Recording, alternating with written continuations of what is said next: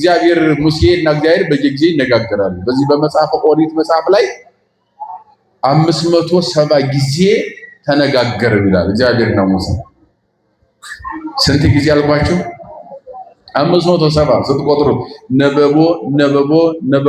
ነበቦ ይባላል። በዚህ በግዕዝ ቋንቋ ነበቦ እግዚአብሔር ለሙሴ ወይ ቤሎ ነበቦ እግዚአብሔር ለሙሴ ወይ ቤሎ። ጠቅላላ ኦሪቱን ስታነቡ በተለይ ዘሌዋውያን 27ቱ ምዕራፍ ወነበቦ እግዚአብሔር ለሙሴ ወነበቦ እግዚአብሔር ለሙሴ ለአሮን ማይል። ስለዚህ 570 ጊዜ እግዚአብሔርና ሙሴ ተነጋግረዋል።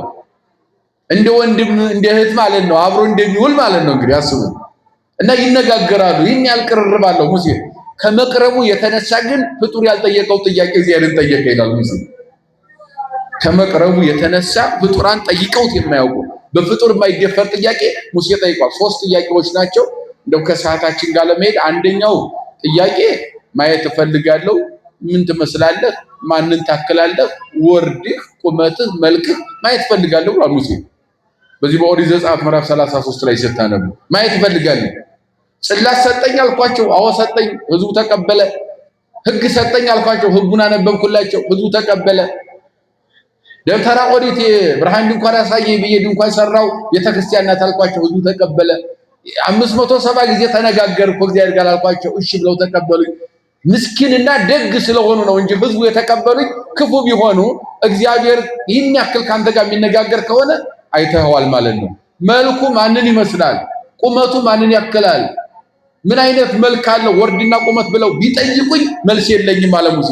ስለዚህ ህዝቡ ሲጠይቁኝ መልስ ለመስጠት ራስህን ግለጥልኝና ማየት እፈልጋለሁ አለ። እግዚአብሔር ምን አለው? አልቦ ዘይክል ሪወቴ፣ ፍጡር እኔን ማየት አይችልም፣ ወይም እኔን አይቶ ፍጡር መቆም አይችልም። በባህሪ መለኮት እኔን ካየ በህይወት አትኖርም፣ ምረጥ አለው። ወይ በህይወት ኑር ወይ ሞትን ምረጥና ይሄኝ አለው።